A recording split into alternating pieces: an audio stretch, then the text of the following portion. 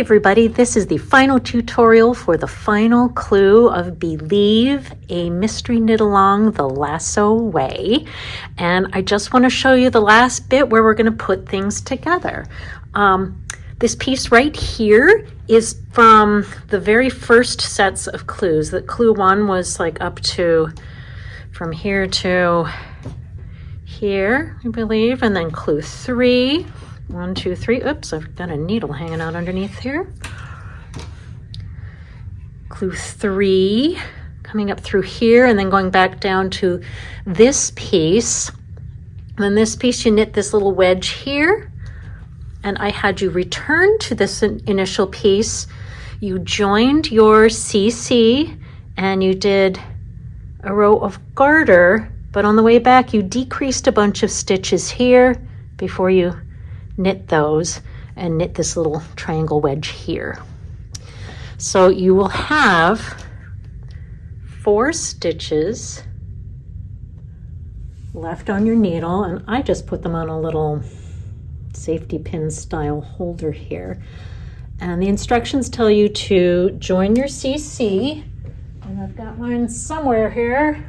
We're going to join the CC, knit those 4 stitches here, and pick up 49 stitches from the selvage edge over here. So I just wanted to talk you through it. So 4 stitches plus 49 give you 53 stitches, and that's what you have over here on the other piece that you decreased to, so that we can eventually use the 3 needle bind off. So just to talk you through this again, we're going to join the CC, knit these 4 stitches, and then pick up pick up 49 stitches along this way, and it's almost 1 stitch every other row. So I've worked it out that way, but you're still going to have to fudge like 1 stitch somewhere, probably at the end, which would be fine too. And if you noticed during this mystery knit along, during this little wedge section here, on every wrong side row, I had you keep that selvage edge over here in garter. Like you can see that these give you a little nub. So you could either just pick up 1 nub there, 1 little garter nub, and that should give you about the right amount. Again, you're going to have to fudge like a stitch or 2 at the end.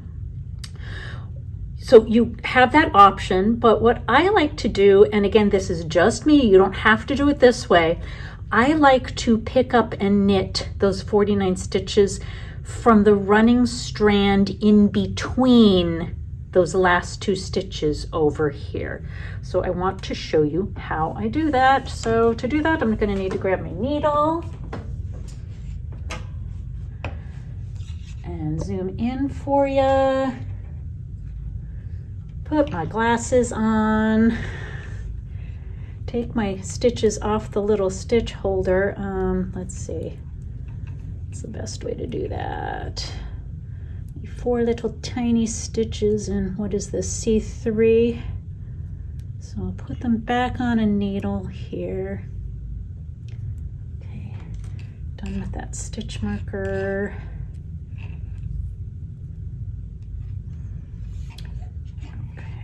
So you can do that however you like, but I always hate this part when you only have like just a couple of stitches on a needle and you have to join a new strand of yarn and you're like, there are just a couple of stitches there, things are kind of loosey-goosey.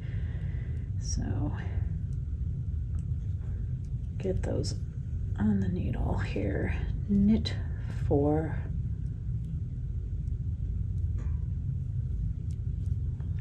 There we go. So now, okay, this is a garter section, so I think what I will do is just pick up and knit 1 stitch per nub, and I'm just going to have to keep track of the numbers. We can do that. We can come back and count repeatedly. Okay.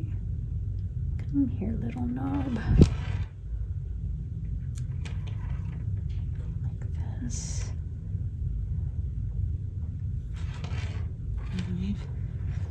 And see, because I've left a nub, you could just pick up one per nub, like pick up and knit a stitch from this nub, pick up and knit a stitch from that nub.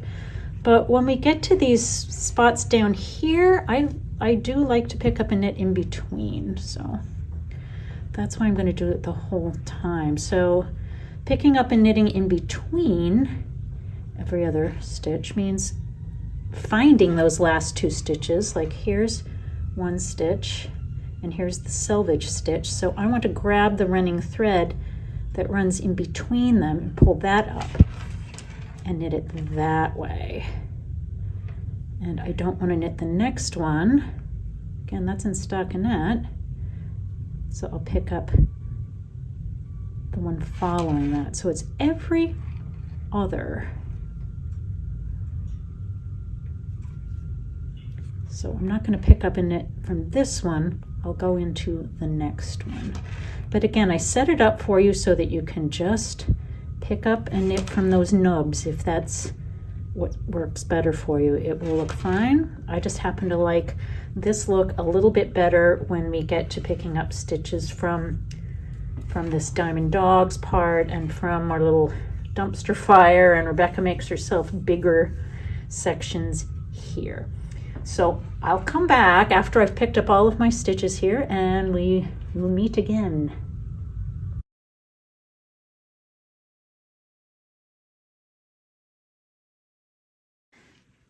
Okay, I did it.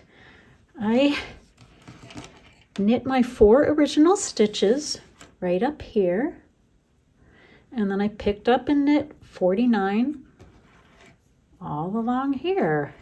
Why did I procrastinate so long to do this? Because it really was not bad at all. All right, so now we're going to turn our work.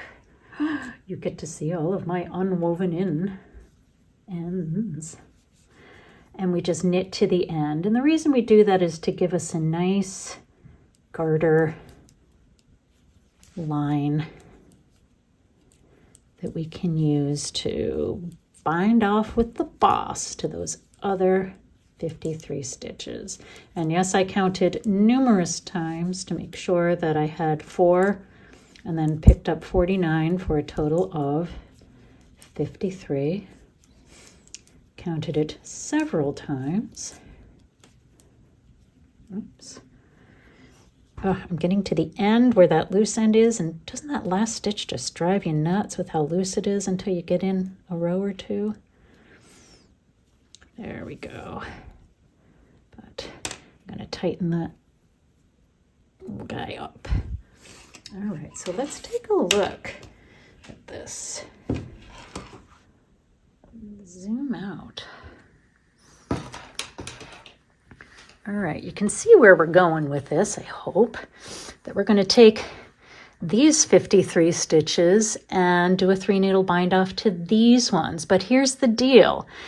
You know how with a 3 needle bind off you end up with a line of knit stitches? I want that line of knit stitches to be on the wrong side. I think it'll look better.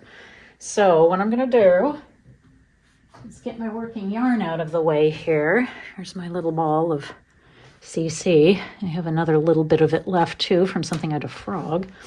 So how do we do this? I have already, for convenience, placed these live stitches back onto another spare needle. But I can't just knit them together like this because then I'm going to have the seam on the wrong side. So what I need to do first is give myself a little slack here. And I'm going to fold this one over. You can see all of my loose ends. Like this. And here's my working yarn right here. And now I can hold them together with their 2 right sides facing each other and do my 3 needle bind off. Okay, so I will come back and show you what this looks like when I have bound it all off and talk about the next step. All right, let's do the unveiling. And ta-da! This is what we end up with when I block this, and when I weave in all these ends, that should lie nice and flat. I'm very happy with how this line looks. So meanwhile, we've got something that looks like this. Here we go.